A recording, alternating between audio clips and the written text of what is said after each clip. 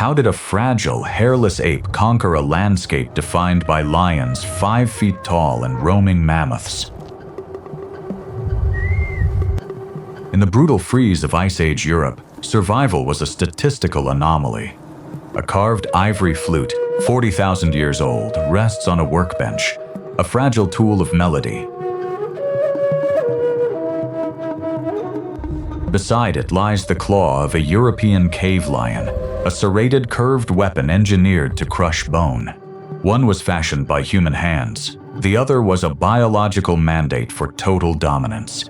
For 400,000 years, Neanderthals occupied this tundra-steppe.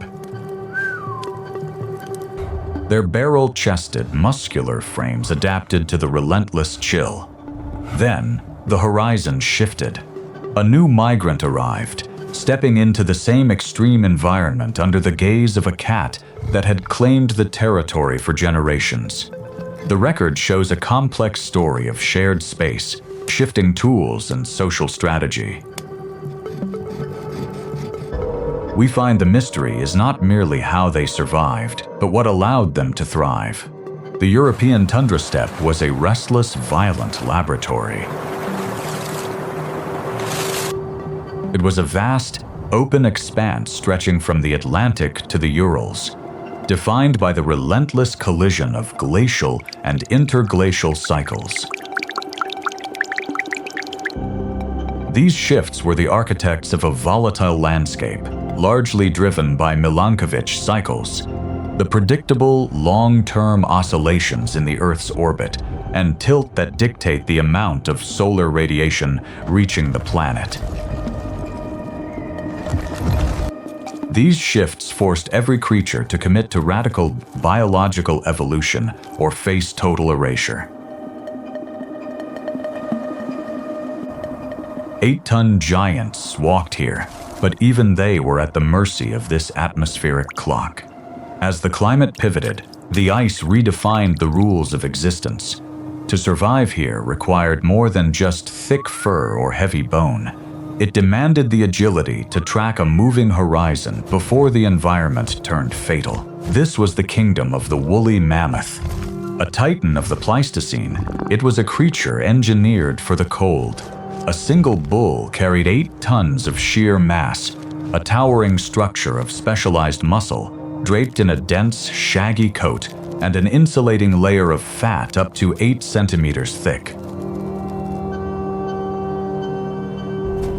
These giants moved across the plains as living, breathing furnaces. They were the dominant force of a land defined by frost. Beneath the shadow of these massive beasts, a more focused, razor-edged hunter waited. The tundra steppe provided the hunting grounds for a predator whose survival relied on silence and unparalleled ferocity. The European cave lion. Standing 5 feet at the shoulder and reaching 11 feet in length, this was no mere cousin to the pride-hunting cats of the African savanna. It was a singular, bone-crushing force, wielding a bite pressure nearly twice that of any lion living today. Covered in a thick, insulating undercoat, these predators lacked the flowing manes of modern lions, instead sporting a dense ruff designed for lethal efficiency. Their presence turned the open landscape into an arena of constant, high-stakes vigilance. They were the dominant masters of the continent for 500,000 years. Yet, the very adaptations that secured their dominance would soon be stripped of their purpose as the world began to warm, leaving the mystery of their total collapse an open wound in the fossil record. Long before our ancestors arrived, Europe was the domain of the Neanderthals. For 400,000 years, they forged a life in the teeth of the ice. They were built for the frost, short, thick-set, and extraordinarily muscled. With barrel chests designed to conserve internal heat. Their dental architecture, marked by enlarged pulp chambers, hints at a specialized physiology fine-tuned to survive a cycle of relentless glacial shifts. They were not fragile wanderers. They were masters of a high-stakes arena, domesticating the landscape with stone tools and fire. They pushed into the harsh, treeless tundra, enduring winds that would have withered a thinner frame. They survived in isolation, carving out a legacy of endurance that lasted millennia longer than our own species has walked this earth. Yet, they lived in a fragile equilibrium. Just as their physical strength peaked, the environment began to shift, signaling that even the most hardened survivors were only one climate swing away from extinction. And then, a new, lighter-boned migrant appeared on the horizon,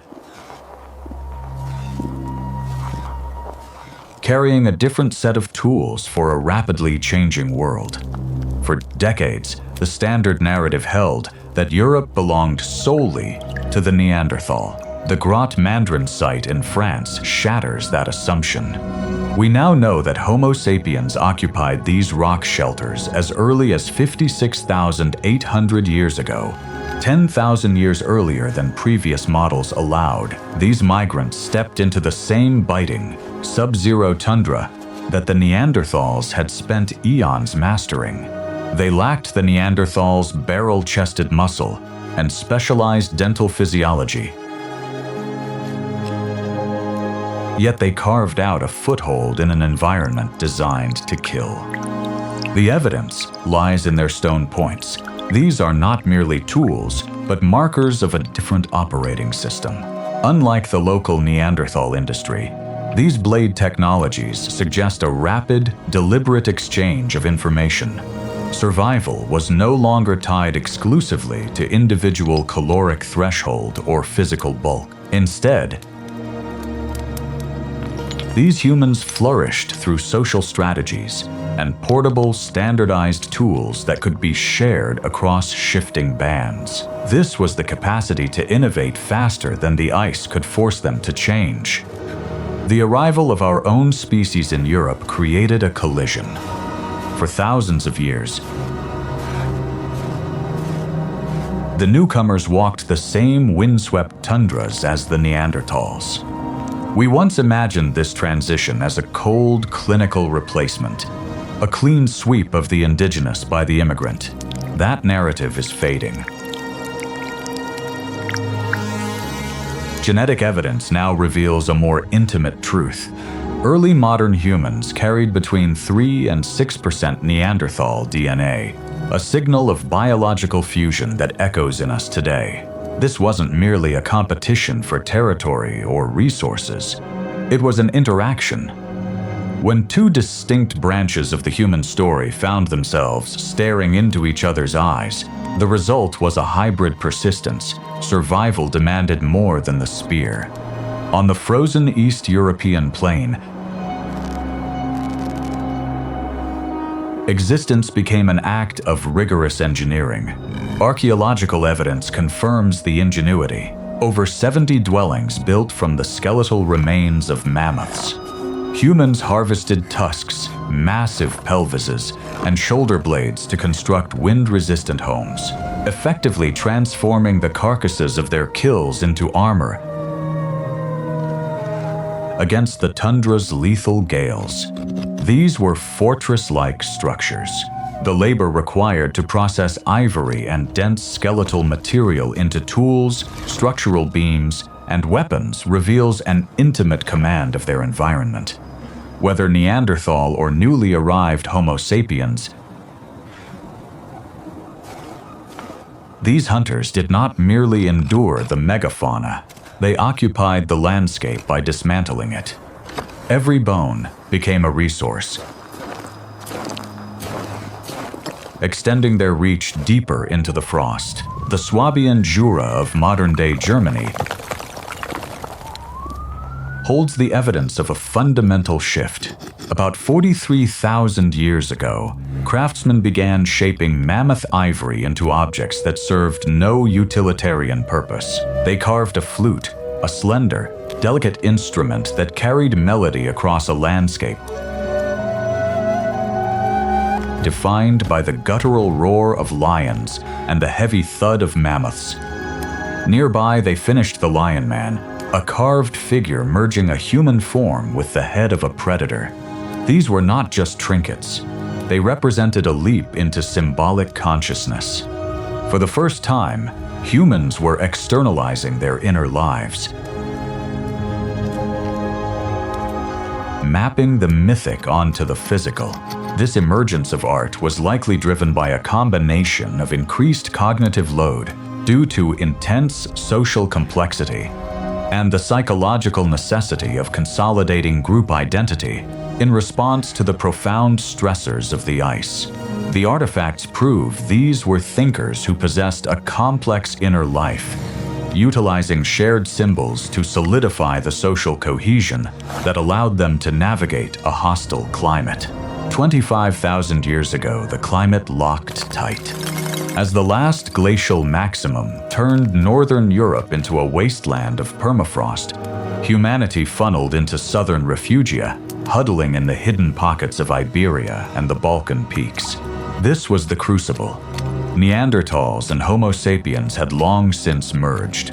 That genetic legacy granted modern humans the resilience to endure the plummeting freeze. Trapped in these isolated groups, they could no longer rely on simple migration. Instead, they retreated into the dark, internal cathedrals of deep caves. Survival pushed to the edge, these clusters intensified their social bonds. Art became the vital anchor. The subterranean spaces erupted with paintings of bison, deer, and abstract markers. A deliberate effort to define identity in a landscape that was actively trying to erase them. These paintings served as collective memory, preserving the rituals and the megafauna they relied on, even as the world tightened its grip. The landscape itself was turning against the giants. For hundreds of thousands of years, the tundra-steppe had provided the endless grasses needed to sustain 8 tons of mammoth muscle. But as the climate rhythm flickered, the lush, open plains began to fracture. Dense forests expanded, choking out the grazing grounds that defined the mammoth's world. This environmental squeeze was worsened by a relentless new predator. Early humans had moved from opportunistic scavengers to apex hunters, targeting the megafauna with tactical precision. As the mammoth's habitat vanished beneath encroaching forests, and their numbers were thinned by human tools, the synergy of warming temperatures and predation reached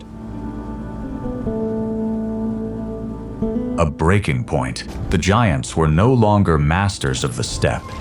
They were refugees in a shrinking territory, trapped between a changing earth and the encroaching shadow of our ancestors. Between 13 and 10,000 years ago, the Pleistocene clock ran out. Global temperatures spiked, and the tundra-steppe, the engine of the mammoth's world, collapsed. In its place, dense forests and bogs surged across the landscape, suffocating the open vistas the herds required. The mammoth's habitat vanished. As the grassy plains fragmented into isolated pockets, the giants lost their range and their forage, starving within a closing trap. This collapse triggered a fatal domino effect. The cave lion, a specialist apex predator, existed as a parasite of the steppe. Its frame was evolved for raw power on open, frozen ground, not for stalking through thick, temperate brush. Deprived of its prey base and forced into an environment that rendered its specialized physiology a liability, the lion could not adapt to the encroaching warmth.